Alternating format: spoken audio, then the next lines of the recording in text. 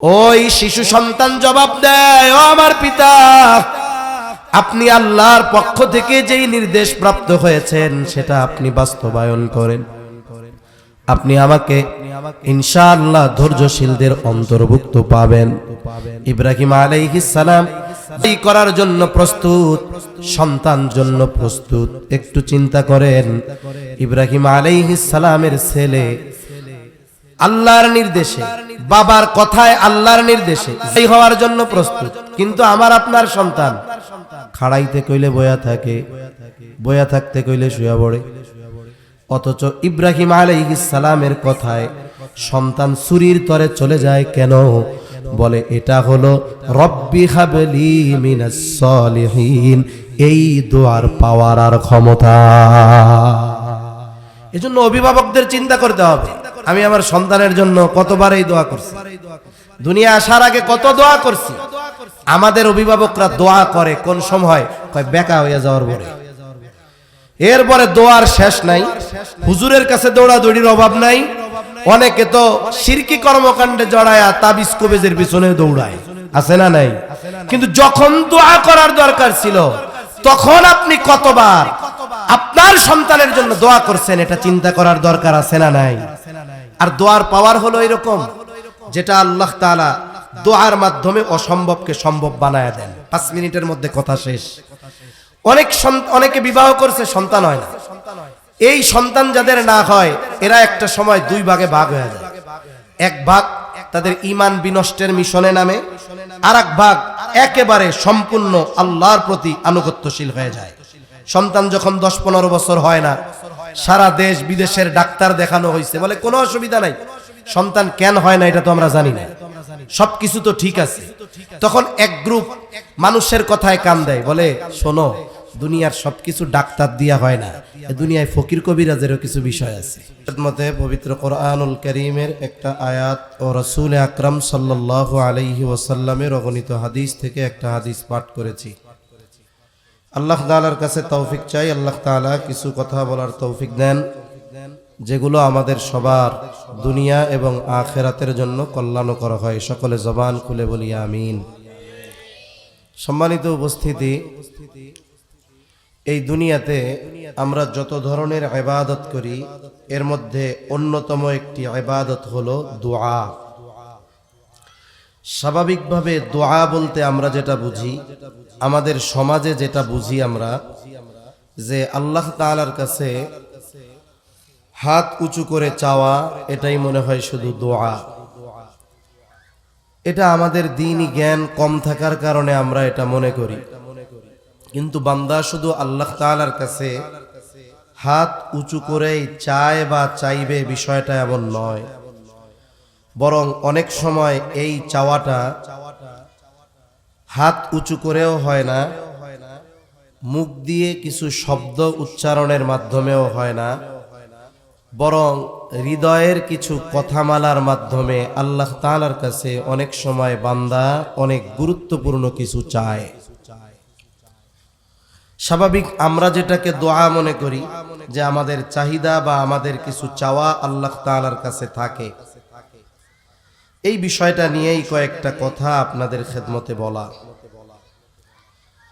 তা এই সময়টা এমন এক সময়, কিছু মানুষ তো মনে করে যে আল্লাহ তাআলার কাছে হাত উঁচু করে অবনীত চিত্তে চাইলাম, এটাই মনে হয় শুধু দোয়ার হালাত বা সূরত।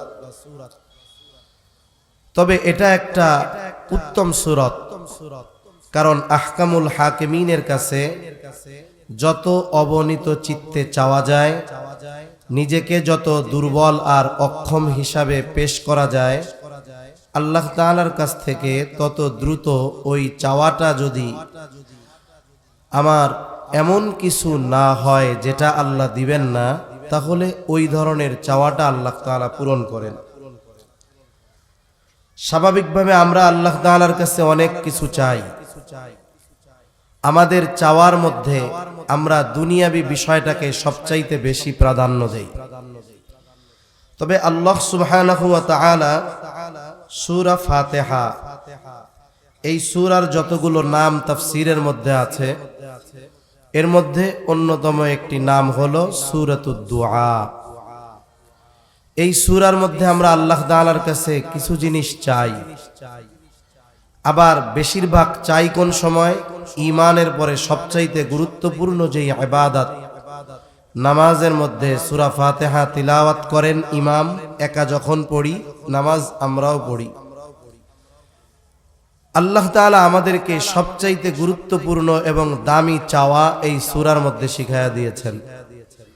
আল্লাহ তাআলার কাছে সবচাইতে দামি চাওয়া কি? ইহদিনাস সিরাতাল মুস্তাকিম। এটা হলো আল্লাহ তাআলার কাছে সবচাইতে দামি চাওয়া। তবে আফসোসের বিষয়, দোয়াটাকে আমরা দুনিয়া কেন্দ্রিক বানায় ফেলছি, যার কারণে দোয়ার মধ্যে আমাদের দুনিয়াবি বিষয়গুলো আল্লাহ তাআলার কাছে বেশি চাওয়া হয়। এরপরেও দুনিয়াবি ওই বিষয়গুলো যদি এমন বিষয় না হয় যেগুলো আল্লাহ দিবেন না, যেমন দোয়া কবুলের কিছু শর্ত আছে, এর মধ্যে অন্যতম একটি শর্ত হলো আল্লাহ তাআলার কাছে এমন কিছু না চাওয়া যেটা আল্লাহ দিবেন না, তবে ওগুলো দেওয়া আল্লাহর জন্য সম্ভব।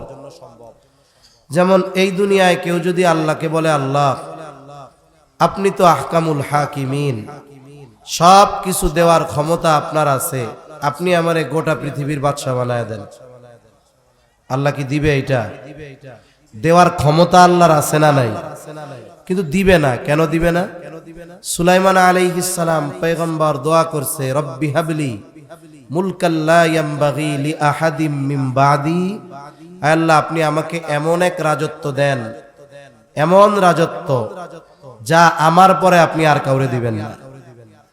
দেওয়ার ক্ষমতা আল্লাহর আছে, কিন্তু আল্লাহ দিবেন না। এটা আরেকজন যদি চিন্তা করে যে এই দুনিয়ায় আমার বাপ মরে গেল 60 বছরে, দাদা মরে গেল 70 বছর বয়সে, তা উনি আল্লাহর কাছে খুব অবনীত চিত্তে দোয়া করতেছে, আল্লাহ আপনি নূহ আলাইহিস সালাম রে হায়াত দিছেন 950 বছর, ফেরাউনরেও কম দেন নাই, 400 বছর দিছেন। তা এক কাজ করেন আল্লাহ, আমারে এই দুইজনের মাঝামাঝি একটা হায়াত দেন। আল্লাহর দেওয়ার ক্ষমতা আছে না নাই? কিন্তু আল্লাহ কি দিবে? কেন? এই উম্মতের গড় আয়ু 60 থেকে 70 বছর, এর বেশি যদি কেউ বাঁচে কয়েক বছর, এটা আল্লাহর অনুগ্রহ। তাহলে চাওয়ার ক্ষেত্রে এই ধরনের কিছু আল্লাহ তাআলার কাছে না চাওয়া, কোনো কিছু দেওয়ার ক্ষমতা আল্লাহর নাই এমনটা কখনোই নয়, বরং এমন কিছু না চাওয়া যেটা আল্লাহ দিবেন না, তবে দেওয়ার ক্ষমতা আল্লাহর আছে। সাথে সাথে দোয়া কবুলের জন্য তাড়াহুড়ো না করা। আমাদের একটা অভ্যাস হলো যে আমরা যখন কোনো কিছু চাই অতিমাত্রায় তাড়াহুড়ো করি, যে এটা আমারে এক্ষুনি দেন। এটাও দোয়ার আদবের পরিপন্থী। আল্লাহ তাআলার কাছে চাওয়া, তবে তাড়াহুড়ো না করা, সাথে সাথে একনিষ্ঠতার সাথে আল্লাহ তাআলার কাছে চাওয়া, যেটা আমি চেয়েছি এই ব্যাপারে এই ধারণা রাখা যে আমার আল্লাহ আমাকে এটা দিবেন। এরপরে দোয়া কবুলের অন্যতম আরেকটি শর্ত আছে যে খাবারটা হালাল হতে হবে। যদি কারো খাবার হারাম হয়, পোশাক হারাম হয়, ও বাইতুল্লাহর যতগুলো দোয়া কবুলের জায়গা আছে মক্কা মদিনায়, সব জায়গা গিয়ে দোয়া করলেও তার দোয়া কবুল হবে না। এক ব্যক্তি লম্বা সফর করে উস্কো খুস্কো চুল, বাইতুল্লাহর গেলাফ ধরে দোয়া করতেছে, তার দোয়ার এতটা কাকুতি মিনতি আর দোয়ার মধ্যে তার এতটা নমনীয় ভাব, সাহাবায়ে কেরাম চিন্তা করছে এই ব্যক্তির দোয়া আল্লাহ ফিরাইয়া দিবেন না। নবীজি সাল্লাল্লাহু আলাইহি ওয়াসাল্লামকে আল্লাহ তাআলা ওই ব্যক্তির বাস্তব অবস্থা জানিয়ে দিয়েছেন। নবীজি বলেন, ওই ব্যক্তির দোয়া আল্লাহ কেমনে কবুল করবে? যার দেহ হারাম খাবার দিয়ে গঠিত, যার গায়ের পোশাকটা হারাম টাকার, এই ব্যক্তির দোয়া আল্লাহ কেমনে কবুল করবে? তার মানে উপার্জন, খাবার, পোশাক এগুলো সব হালাল টাকার হতে হবে, হালাল উপার্জনের হতে হবে। এই ধরনের কয়েকটা শর্ত ঠিক রেখে যখন কোনো বান্দা আল্লাহ তাআলার কাছে দোয়া করে, তার দোয়া আল্লাহ ফিরিয়ে দেন না, তার দোয়া আল্লাহ কবুল করে। সুবহানাল্লাহ। তবে তার দোয়ার কয়েকটা অবস্থা হয়, যেটা চাইলাম এর অবস্থা কয়েকটা হয়। এক নাম্বার, বান্দা যেটা চেয়েছে আল্লাহ তাআলা ওটা চাওয়ার সাথে সাথে নগদেই দিয়ে দেয়। যেটা নগদে চাইছে এটা নগদে আল্লাহ দিয়ে দিছে। এইরকম অনেক জিনিস আমার আপনার জীবনে আছে, কিন্তু আমি আপনি এই বিষয়গুলো খেয়াল করি না বিধায় অনুধাবন করতে পারি না। অনেক সময় আমি মাঝে মধ্যে বলি, এরকম অনেক ঘটনা আমাদের সাথেও কম বেশি ঘটে সফরের সুবাদে। মনে করেন একটা প্রত্যন্ত অঞ্চল, গভীর রাত, এক ব্যক্তির সন্তান অথবা স্ত্রী অসুস্থ হয়েছে, অথবা মা বাবা প্রচন্ড অসুস্থ।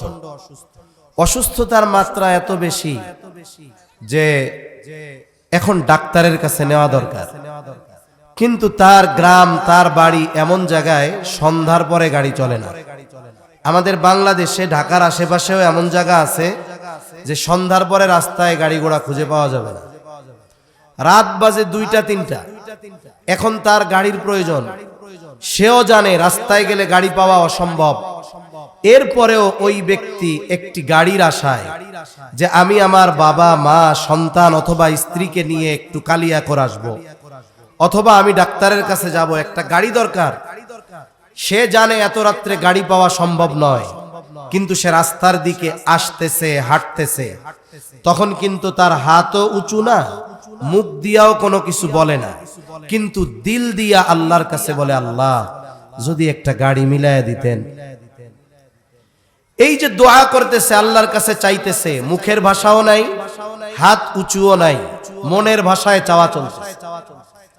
ব্যক্তি রাস্তার কাছে আসলেন, এসে দেখেন এক লোক ইজি বাইক বা সিএনজি অথবা যে কোনো একটা গাড়ি নিয়ে দাঁড়িয়ে আছে। এমন ভাব কেমন যেন গাড়িওয়ালা ওনার জন্য অপেক্ষা করতেছে। জিজ্ঞাসা করে, ভাই কোথায় যাবে? আমার এক আত্মীয় আসবে, ওই উত্তরবঙ্গ থেকে আসবে, কালিয়াকৈরে নামবে অথবা চন্দ্রা মোড়ে নামবে, আমাকে এখনই যেতে বলছে, এজন্য বের হলাম। একটু চিন্তা করেন, ওই লোকের প্রয়োজন ঠিক তার আত্মীয়কে আনতে যাওয়ার, কিন্তু এই রাতে ওই লোকের এই প্রয়োজন হয়তো এই দোয়ার কারণে আল্লাহ তাআলা সিস্টেম করে রাখছে। এইরকম আমার আপনার জীবনে অনেক ঘটনা ঘটে, কিন্তু এগুলো আমরা তৎক্ষণাৎ অনুধাবন করি না। তাহলে দোয়ার 1 নম্বর অবস্থা হলো, দোয়া করার সাথে সাথে আল্লাহ তাআলা ওই দোয়ার মাধ্যমে যেই জিনিসটা চাওয়া হয় ওটা আল্লাহ বান্দাকে দিয়ে দেয়। 2 নম্বর অবস্থা, আল্লাহ তাআলা বান্দার কাছে চায়, কিন্তু আল্লাহ বান্দাকে নগদে দেয় না, এটা বিলম্বে দেয়। অনেক মানুষ আছে 2000 সাল থেকে দোয়া করে, আল্লাহ আপনি যদি আমার জীবনে একবার আপনার ঘরটা জিয়ারত করার তৌফিক দিতেন, আপনার ঘরটা সামনে রেখে যদি নামাজ পড়ার সুযোগ দিতেন, সরাসরি আপনার হাবিবের রওজার পাশে দাঁড়ায়া আমারে যদি একটু সালাম দেওয়ার তৌফিক আপনি যদি দান করতেন।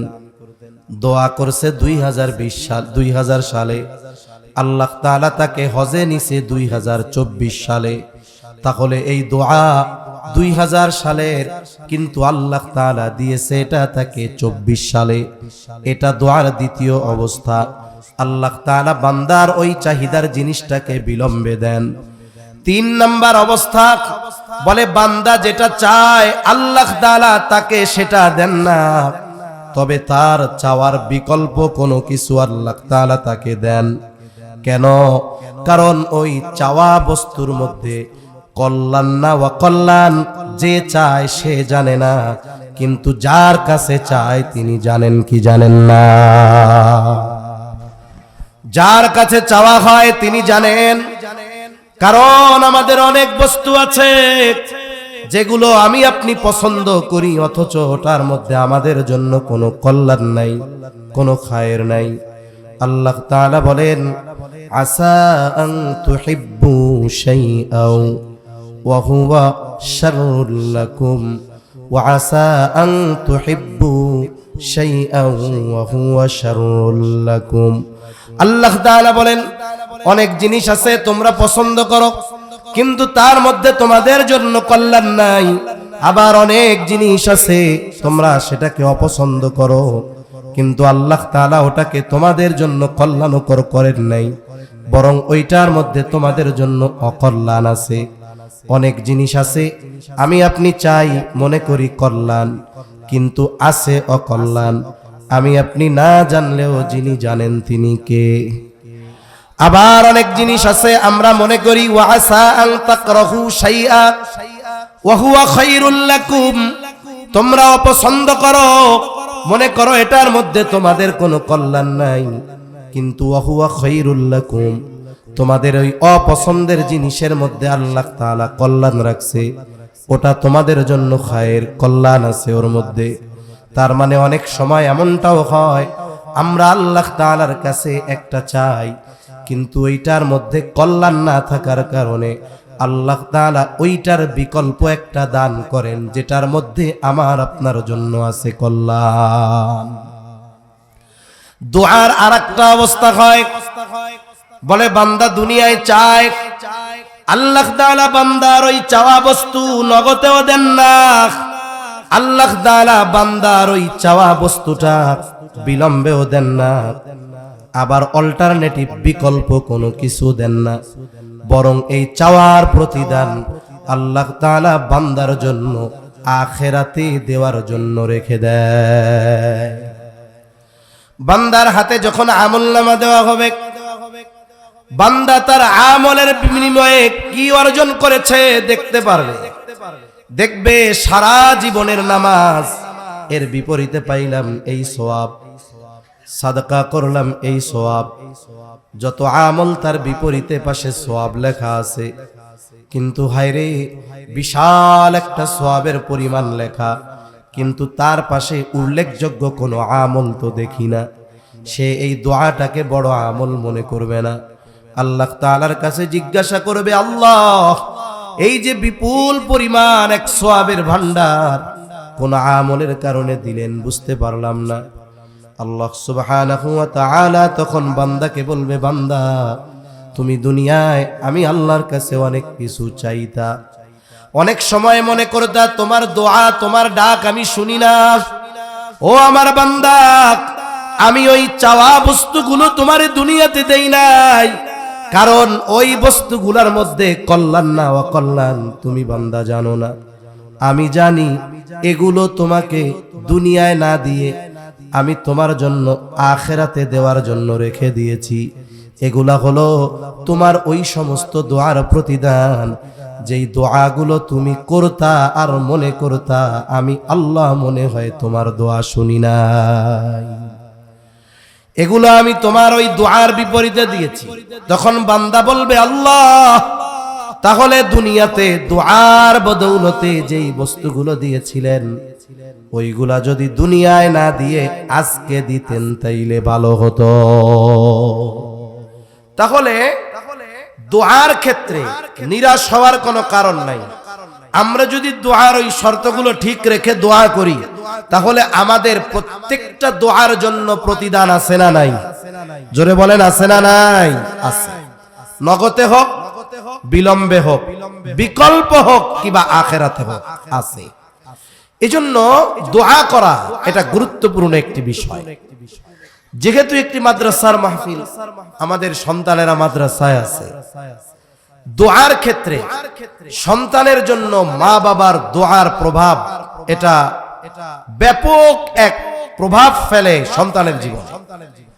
অনেক মা বাবা সন্তানের জন্য দোয়া করতে কার্পণ্য করে, অথচ সন্তানের জন্য যারা দোয়া করে আল্লাহ তাআলা তাদের ব্যাপারে বলেন এটা হলো রহমানের বান্দাদের অন্যতম একটা গুণ।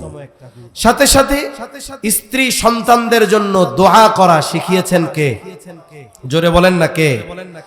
আল্লাহ তাআলা সূরা ফুরকানের মধ্যে জানায় দেন, রহমানের বান্দাদের গুণাবলীগুলো বর্ণনা করতে গিয়ে আল্লাহ তাআলা এক পর্যায়ে বলেন রহমানের বান্দাদের অন্যতম গুণ তারা আল্লাহ তাআলার কাছে তাদের স্ত্রী সন্তানদের জন্য দোয়া করে। কি বলে তারা?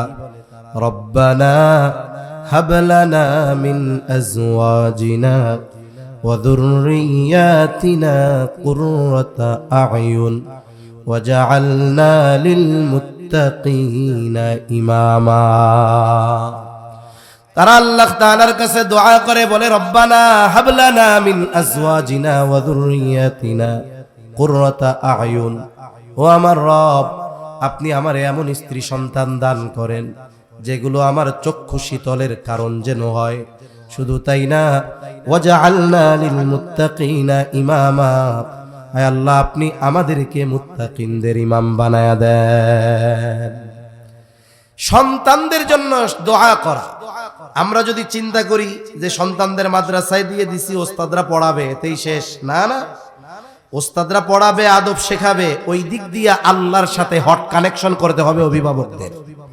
এজন্য ইসলামে সন্তান তরবিয়তের যেই শিক্ষা আছে, ইসলামে সন্তান বা আমাদের আধুনিক পরিভাষায় যেটারে বলে প্যারেন্টিং, সন্তান প্রতিপালন, অনলাইন যারা ব্যবহার করেন তারা জানবেন অনেক টাকা লাগে সন্তান প্রতিপালনের কোর্স করতে। 40-50 হাজার টাকাও নেয় এমন মোটিভেশনাল স্পিকাররা আছে যে অনলাইনে কোর্স করাবে সন্তান কিভাবে লালন পালন করবেন। অথচ ইসলাম পূর্ণাঙ্গ এক জীবন ব্যবস্থা। ইসলামে সন্তানের তরবিয়ত তথা সন্তানকে দ্বীনের উপরে প্রতিপালন করা এটা ফরজ। সন্তানকে দ্বীনের উপরে গড়ে তোলা কি, জোরে বলেন না, ফরজ।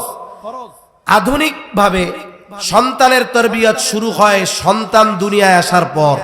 সে যখন একটু বড় হবে, 5-6 বছর হবে, স্কুলে দিবে এই সময় থেকে।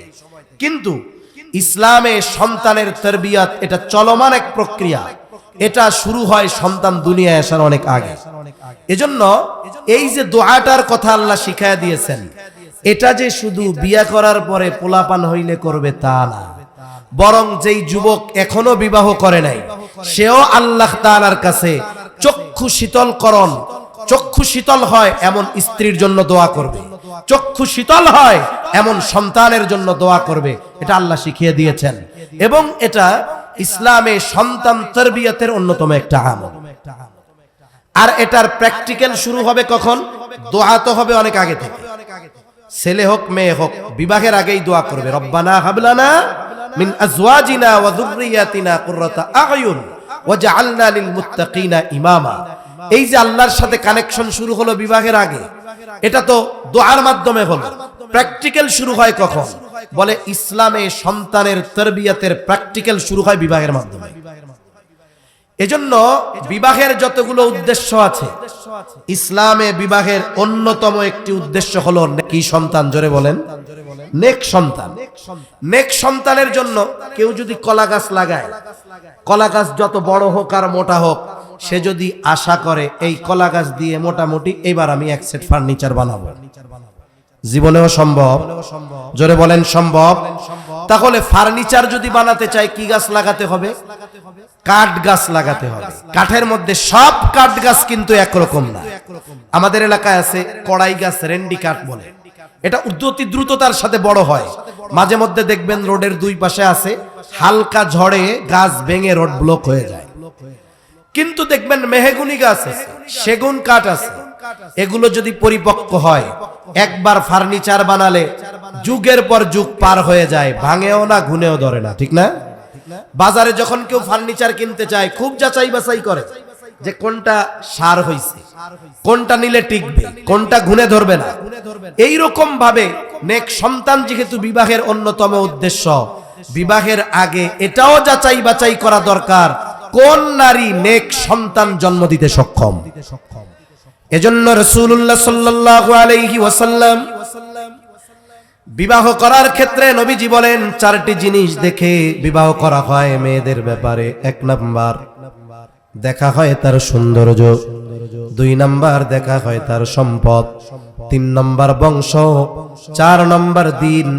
তবে নবীজি সাল্লাল্লাহু আলাইহি ওয়াসাল্লাম দ্বীনের ব্যাপারে বলেন ফাযফার বিযাতিদ দ্বীন, তোমরা দ্বীনকে প্রাধান্য দাও। বাকি 3টায় কমতি আছে, দ্বীনের ক্ষেত্রে কোনো কমতি নাই। বিবাহ যদি হয়ে যায় সবর করো, আশা করা যায় ওই দ্বীনদার নারীর গর্ভে আল্লাহ তাআলা এমন সন্তান দান করবে যেটা তোমার চক্ষু শীতলকরণের কারণ হয়ে যাবে। ওই যে দোয়া করছিলা বিয়ার আগে, আল্লাহ আপনি আমার এমন স্ত্রী দেন, এমন সন্তান দেন যেটা আমার চক্ষু শীতলকরণের কারণ যেন হয়, আল্লাহ এরকম সন্তান দিবে। তাহলে 1 নাম্বার দিনদার মেয়ে বিবাহ করতে হবে। 2 নাম্বার যেই বিষয়টা, সন্তান দুনিয়ায় আসার আগে সন্তানের জন্য সবচাইতে গুরুত্বপূর্ণ যেই বিষয় এটা হলো নেক সন্তান চেয়ে আল্লাহর কাছে দোয়া করা। নেক সন্তান চেয়ে আল্লাহর কাছে দোয়া করা এটা পয়গম্বর আলাইহিমুস সালামের আমল। মুসলিম মিল্লাতের পিতা ইব্রাহিম আলাইহিস সালাম যখন নমরুদের অগ্নিকুণ্ড থেকে আল্লাহ হেফাজত করলেন, তিনি সফর শুরু করলেন হিজরত সিরিয়ার উদ্দেশ্যে। ওনার বয়স 80 কোটায়, সন্তান নাই, কেউ নাই। ইব্রাহিম আলাইহিস সালাম ওই সময় আল্লাহ তাআলার কাছে নেক সন্তান চেয়ে দোয়া করেছে। আল্লাহ তাআলা সেই দোয়ার খবর কোরআনুল কারীমের মধ্যে জানায় দেন। তিনি দোয়া করেছেন, রব্বি হাবলি মিনাস সলিহিন। 7টায় নামাজ না? 7টায়? আচ্ছা, ওনাদের নামাজের আগেই আমি শেষ করে দিই। একজন একটু জবাব দিয়া দেন, আমি কথা বলি। ইব্রাহিম আলাইহিস সালাম দোয়া করছে, কি দোয়া? রব্বি হাবলি মিনাস সলিহিন। ও রব, আমাকে আপনি একটা নেককার সন্তান দেন। মুফাসসিরিনে কেরাম বলেন, এই জায়গায় আল্লাহ তাআলা ছেলে সন্তান চেয়ে আল্লাহ তাআলার কাছে দোয়া করেছে। ইব্রাহিম আলাইহিস সালাম চেয়েছে ছেলে। এই জন্য মুফাসসিরিনে কেরাম বলেন, আল্লাহ তাআলার কাছে ছেলে সন্তান চেয়ে দোয়া করা এটা ইব্রাহিম আলাইহিস সালামের আমল। তবে একজন ছেলে চেয়ে দোয়া করছে, আল্লাহ তাআলা যদি তাকে মেয়ে দেয়, বলেন তো রাগ হওয়ার কোনো সুযোগ আছে নাকি? কারণ আমি চাইছি ছেলে। শুরুতে বলছিলাম আমি মনে করছি ছেলে হইলে ভালো হয়, কিন্তু আল্লাহ জানে যে ওর মেয়ে হইলে ভালো হয়। এখন আল্লাহ এই জন্য মেয়ে দিচ্ছে। আর ছেলে হোক আর মেয়ে হোক, দেওয়ার ক্ষমতা দুনিয়ার কারো নাই। ক্ষমতা কার? জোরে বলেন। আল্লাহ তাআলা বলেন, ইয়াহাবু লিমান ইয়াশাউ ইনাসা ওয়া ইয়াহাবু লিমান ইয়াশাউ যুকুর আও ইউযাওয়িজুহুম যুকরানা ওয়া ইনাসা ওয়া ইয়াজআলু মান ইয়াশাউ আকীমা। আল্লাহ তাআলা যিনি চান তাকে তিনি কন্যা সন্তান দেন, যাকে চান আল্লাহ তাআলা ছেলে সন্তান দেন, যাকে চান আল্লাহ তাআলা উভয়টাই দেন। আবার যাকে চান আল্লাহ তাআলা বন্ধা বানায় রাখেন। ইব্রাহিম আলাইহিস সালাম দোয়া করছে, আল্লাহ আমার একটা নেক সন্তান দেন। আল্লাহ দোয়া কবুল করছেন। আল্লাহ জবাবে কি বলেন? ফাবাশশারনাহু বিগুলামিন হালিম। আমি তাকে একজন সহনশীল সন্তানের সুসংবাদ দিলাম। সহনশীল সন্তান, সহনশীলতা এমন এক গুণ, বলে যার মধ্যে সবরের গুণ থাকে, যার মধ্যে শকরের গুণ থাকে, যার মধ্যে আনুগত্যের গুণ থাকে, এই ধরনের অনেক ভালো গুণের সমন্বয়ে একটা গুণ হালিম, সহনশীলতা। আল্লাহ তাআলা ইব্রাহিম আলাইহিস সালামের দোয়া তো কবুল করেছেন, সাথে সাথে আল্লাহ তাআলা পরীক্ষার মাধ্যমে দেখা দিয়েছেন যে এই সন্তান কেমন সহনশীল সন্তান। মূলত এখানে পরীক্ষা হয়েছে দুইটা। কয়টা পরীক্ষা হয়েছে? ইব্রাহিম আলাইহিস সালামের পরীক্ষা নিছেন আল্লাহ, আর ছেলের পরীক্ষা নিছেন ইব্রাহিম আলাইহিস সালাম। যখন তিনি স্বপ্নে দেখছেন যে সন্তানরে জবাই করতেছে, ৮৬ বছর বয়সে পাইছেন সন্তান, কি মায়া, কি মোহাব্বত, সাথে চলার উপযুক্ত হইছে। এই সময় সন্তানের প্রতি মায়া মোহাব্বত বেশি থাকে। এই সময় আল্লাহ স্বপ্নে দেখাইছেন যে তিনি সন্তানরে জবাই করতেছেন। এখন আদেশ করছেন জবাইয়ের কে? আল্লাহর আদেশ পালন করার ক্ষেত্রে কারোর সাথে পরামর্শ করার দরকার আছে। ইব্রাহিম আলাইহিস সালাম ছেলের মনোভাব জানার জন্য ছেলের কাছে এই খবর জানাইছেন। আল্লাহ তাআলা বলেন, ফালাম্মা বালাগা মাআহুস সা'য়া ক্বালা ইয়া বুনাইয়া ইন্নী আরা ফিল মানাম আন্নী আযবাহুকা ফানজুর মাযা তারা। ইব্রাহিম আলাইহিস সালাম স্বপ্নে দেখে সন্তানরে বলে, হে আমার বৎস, আমি স্বপ্নে দেখেছি ইন্নী আরা ফিল মানাম আন্নী আযবাহুকা, যে আমি তোমারে জবাই করতেছি। সন্তান বয়স যা হোক না কেন, সন্তান জানে আমার বাবার স্বপ্ন সাধারণ মানুষের স্বপ্নের মতো নয়। আমার বাবা যেটা স্বপ্নে দেখছে এইটা শুধু স্বপ্ন নয়, বরং আদেশ টাকা। সন্তান জানে। ইব্রাহিম আলাইহিস সালাম জিজ্ঞেস করছে, কেন? সন্তানের মনোভাবটা একটু যাচাই করি। বলে নাকি যে আব্বু কি কন, আমি আপনার 90 কোটায় বয়স, আমারে আল্লাহ দিছে, আপনি আমার এখন জবাই করে দিবেন, এরকম কোনো কিছু বলে কিনা? কিন্তু সন্তানও পরীক্ষায় পাস, ইব্রাহিম আলাইহিস সালামও পাস। সন্তানের জবাব কি? ইয়া আবাতি ফাআল মা তুমার সাতাজিদুনি ইনশাআল্লাহু মিনাস সাবিরিন। ওই শিশু সন্তান জবাব দেয়, ও আমার পিতা, আপনি আল্লাহর পক্ষ থেকে যেই নির্দেশ প্রাপ্ত হয়েছেন সেটা আপনি বাস্তবায়ন করেন। আপনি আমাকে ইনশাআল্লাহ ধৈর্যশীলদের অন্তর্ভুক্ত পাবেন। ইব্রাহিম আলাইহিস সালাম জবাই করার জন্য প্রস্তুত, সন্তান জবাই হওয়ার জন্য প্রস্তুত। একটু চিন্তা করেন, ইব্রাহিম আলাইহিস সালামের ছেলে আল্লাহর নির্দেশে, বাবার কথায় আল্লাহর নির্দেশে জবাই হওয়ার জন্য প্রস্তুত, কিন্তু আমার আপনার সন্তান খাড়াইতে কইলে বয়া থাকে, বয়া থাকতে কইলে শুয়া পড়ে। অথচ ইব্রাহিম আলাইহিস সালামের কথায় সন্তান ছুরির তরে চলে যায় কেন? বলে এটা হলো রব্বি হাবলি মিনাস সলিহিন, এই দোয়ার পাওয়ার আর ক্ষমতা। এজন্য অভিভাবকদের চিন্তা করতে হবে, আমি আমার সন্তানের জন্য কতবার এই দোয়া করছি, দুনিয়া আসার আগে কত দোয়া করছি। আমাদের অভিভাবকরা দোয়া করে কোন সময়? কয় বেকা হইয়া যাওয়ার পরে। এরপরে দোয়ার শেষ নাই, হুজুরের কাছে দৌড়াদৌড়ির অভাব নাই। অনেকে তো শিরকি কর্মকাণ্ডে জড়ায়া তাবিজ কবিজের পিছনে দৌড়ায়, আছে না নাই? কিন্তু যখন দোয়া করার দরকার ছিল তখন আপনি কতবার আপনার সন্তানের জন্য দোয়া করছেন, এটা চিন্তা করার দরকার আছে না নাই? আর দোয়ার পাওয়ার হলো এরকম, যেটা আল্লাহ তাআলা দোয়ার মাধ্যমে অসম্ভবকে সম্ভব বানায় দেন। 5 মিনিটের মধ্যে কথা শেষ। অনেকে বিবাহ করছে, সন্তান হয় না। এই সন্তান যাদের না হয় এরা একটা সময় 2 ভাগে ভাগ হয়ে যায়। এক ভাগ তাদের ঈমান বিনষ্টের মিশনে নামে, আর এক ভাগ একেবারে সম্পূর্ণ আল্লাহর প্রতি আনুগত্যশীল হয়ে যায়। সন্তান যখন 10-15 বছর হয় না, সারা দেশ বিদেশের ডাক্তার দেখানো হয়েছে, বলে কোনো অসুবিধা নাই। সন্তান কেন হয় না এটা তো আমরা জানি না, সবকিছু তো ঠিক আছে। তখন এক গ্রুপ মানুষের কথায় কান দেয়, বলে শোনো, দুনিয়ার সবকিছু ডাক্তার দিয়া হয় না, দুনিয়ায় ফকির কবিরাজেরও কিছু বিষয় আছে। এরকম বলে কি বলে না? এবার পাঠাই দিবে এক জায়গায়, ওই জায়গায় যাওয়ার পরে বলে 16 ঘাটের পানি, 18 গাছের বড়ই পাতা, 16 গাছের গোলাপ ফুলের পাপড়ি, এগুলা নিয়ে আসো, এরপরে মানত করো একটা দরবারে, এরপরে এইগুলা দিয়ে গোসল টোসল করলে পোলাপান হয়ে যাবে। ও যদি বিশ্বাস করে ওই ফকির, ওই কবিরাজ এগুলোর মাধ্যমে সন্তান দিতে সক্ষম, বলেন তো ঈমানের 12টা বেজে যাবে না? এক গ্রুপ এরকম শিরকের সাথে জড়ায় ঈমান নষ্ট করে। আর এক গ্রুপ কি চিন্তা করে? বলে দুনিয়ার ডাক্তারদের সবকিছু যেখানে শেষ, আহকামুল হাকিমিনের সেখান থেকে শুরু। আমার জানা আছে এরকম কয়েকজন, সন্তান হয় না দীর্ঘদিন। বাংলাদেশ, ভারত, সিঙ্গাপুর ডাক্তার দেখাইছে, সন্তান হয় না।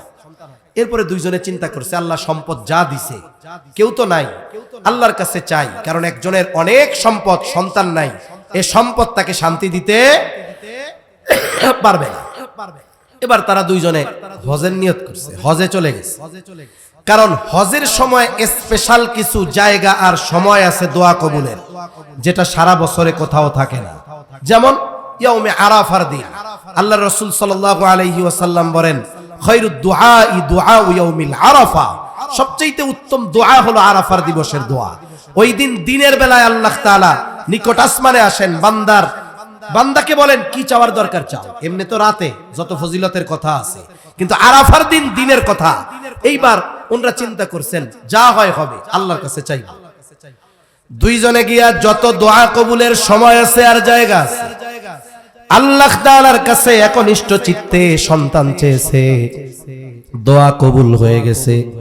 হজ থেকে ফিরে আসছে, 1 বছর পার হয় নাই, আল্লাহ তাআলা উভয়ের কোল জুড়ে নয়ন শীতলকারী সন্তান দান করেছে। দোয়ার মাধ্যমে অসম্ভবকে আল্লাহ সম্ভব করায়া দেন। এটাও তাকদীরের ফয়সালা যে দোয়ার মাধ্যমে হবে। হযরত জাকারিয়া আলাইহিস সালাম, ছোট্ট ঘটনাটা বইলা শেষ করে দিব। জাকারিয়া আলাইহিস সালাম, লম্বা ঘটনা পিছনে যাওয়া যাবে না, মূল কথা বলি। মারিয়াম আলাইহিস সালামের খালু জাকারিয়া আলাইহিস সালাম। মারিয়াম আলাইহিস সালাম যখন মায়ের গর্ভে, ওনার মা মানত করছে, আল্লাহ যেই সন্তান দুনিয়ায় আসবে এর আমি বাইতুল মুকাদ্দাসের খাদেম হিসাবে একেবারে আপনার জন্য ফি সাবিলিল্লাহ দিয়া দিব। এ আর বিবাহ শাদী করবে না, কিচ্ছু হবে না, এরা আপনার ঘরের সেবার জন্য দিয়া দিব। খ্রিস্ট ধর্মে বৈরাগ্যবাদের বৈধতা ছিল, বিবাহ না করে ইবাদত করবে, ওইটা আরো ভালো, কিন্তু ইসলাম ধর্মে এটা নাই। এখন উনি কৌশলে মূলত আল্লাহর কাছে ছেলে চাইছে, কারণ তৎকালীন সময়ে বাইতুল মুকাদ্দাসের খাদেম হিসাবে কোনো মেয়েকে নিয়োগ দেওয়া হতো না। উনি তো মানত করছে, এরপরে আল্লাহ দিছে একটা মেয়ে। উনি অবাক, কি মানত করলাম আর কি হইল। যাই হোক, এরপরেও আলোচনা সাপেক্ষে মারিয়াম আলাইহিস সালামকে বাইতুল মুকাদ্দাসের খাদেমা হিসাবে নিয়োগ দেওয়া হবে। তবে ওই জন্য ঝাড়ু দিবে, মোছা দিবে এটা না, উনি ওইখানে এক পাশে থাকবে, ইবাদত বন্দেগী করবে। উনি বড় হইছেন, ওনার জন্য মসজিদের সাথে একটা খানকা করা হয়েছে, রুম। উনি দিনের বেলায় ওখানে থাকেন, রাতের বেলায় উনি ওনার খালার কাছে থাকেন। বাইতুল মুকাররমের ওই বাইতুল মুকাদ্দাসের ওই সময়ের ইমাম হযরত জাকারিয়া আলাইহিস সালাম। আল্লাহ তাআলা তো মারিয়াম আলাইহিস সালামকে দিয়ে এক মহা কুদরতের বহির প্রকাশ ঘটাতে চায়। উনি যখন প্রাপ্তবয়স্কা হয়েছেন, ফেরেশতা পাঠায়া দিয়েছেন জিবরাইল আলাইহিস সালামকে। উনি দেখে ভয় পেয়ে গেছেন। যাই হোক, আলোচনার পরে জানাইলেন যে আল্লাহ তাআলা তোমার গর্ভে সন্তান দিবেন, ঈসা আলাইহিস সালাম। উনি বলেন কেমনে হবে? আল্লাহ যেমনে চায় হবে। এবার রূহ ফুঁকে দেওয়া হলো ওনার মধ্যে। এখন উনি প্রেগন্যান্ট, গর্ভবতী। ওনার গর্ভে যে সন্তান, দুনিয়ার কোনো মানুষ জানে না। তাফসীরের মধ্যে আসছে আল্লাহর কুদরত।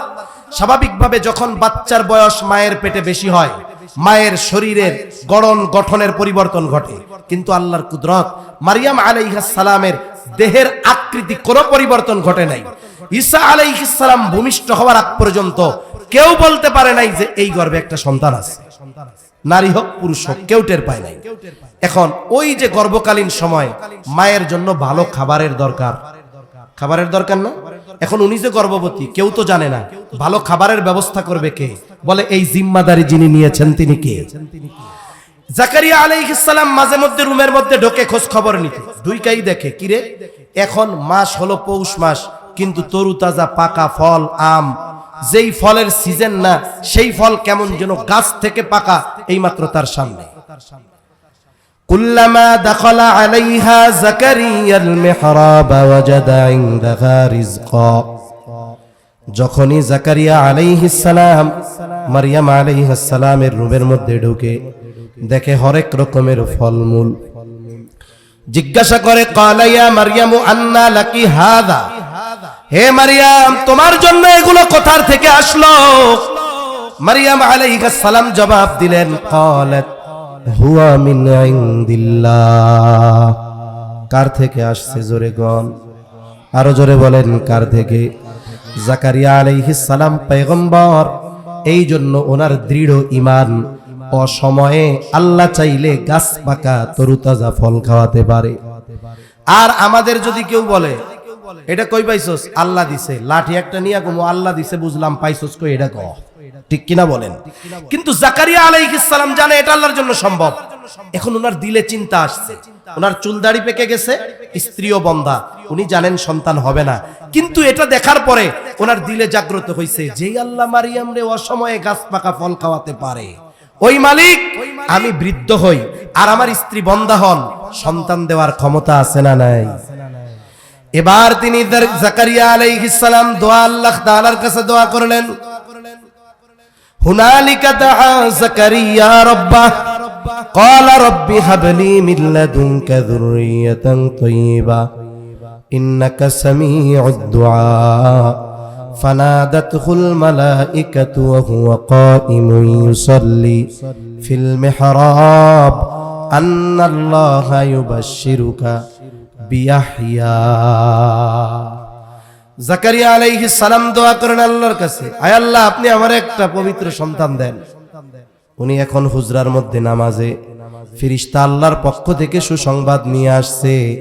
হুনালিকা দাআ জাকারিয়া রাব্বাহ ক্বালা রব্বি হাবলি মিন লাদুনকা যুররিয়াতান তাইয়্যিবা ইন্নাকা সামিউদ দুআ ফানাদাতুহুল মালাইকাতু ওয়া হুয়া কাইমুন ইউসাল্লি ফিল মিহরাব আন্নাল্লাহা ইউবাশশিরুকা বিয়াহইয়া। ফেরেশতা এসে ডাক দিয়া বলে, ও জাকারিয়া, আল্লাহ তাআলা তোমার দোয়া কবুল করেছে, তুমি এক পুত্র সন্তানের সুসংবাদ নাও, যার নাম আল্লাহ তাআলা রেখে দিয়েছেন ইয়াহইয়া।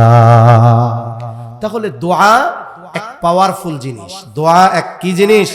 পাওয়ারফুল জিনিস। এজন্য আল্লাহ তাআলা বলেন, উদউনি আস্তাজিব লাকুম, আমাকে ডাকো, দোয়া করো, চাও, আমি তোমাদের ডাকের সাড়া দিব। তবে দোয়া করে না কারা? যারা অহংকার করে, তারা মূলত দোয়া করে না। এজন্য আমরা আল্লাহ তাআলার কাছে যদি বারবার চাই, আল্লাহ কি রাগ হবে? আল্লাহ তাআলা রাগ হবে না। এজন্য আমরা দোয়া করায় অভ্যস্ত হব, বেশি বেশি সর্বহালতে দোয়া করব। সাহাবায়ে কেরামের অবস্থা এরকম ছিল, জুতার ফিতা ছিঁড়ছে, পকেটে টাকা, সামনে দোকান, এরপরেও আল্লাহর কাছে দোয়া করতো, আল্লাহ আমার এটা কেনার তৌফিক দেন। আমরা যদি আল্লাহর সাথে এইভাবে কানেকশন করতে পারি, তাহলে দেখবেন জীবনের অনেক কঠিন জিনিস দোয়ার মাধ্যমে আমাদের জন্য সহজ করে দিবেন কে? আল্লাহ।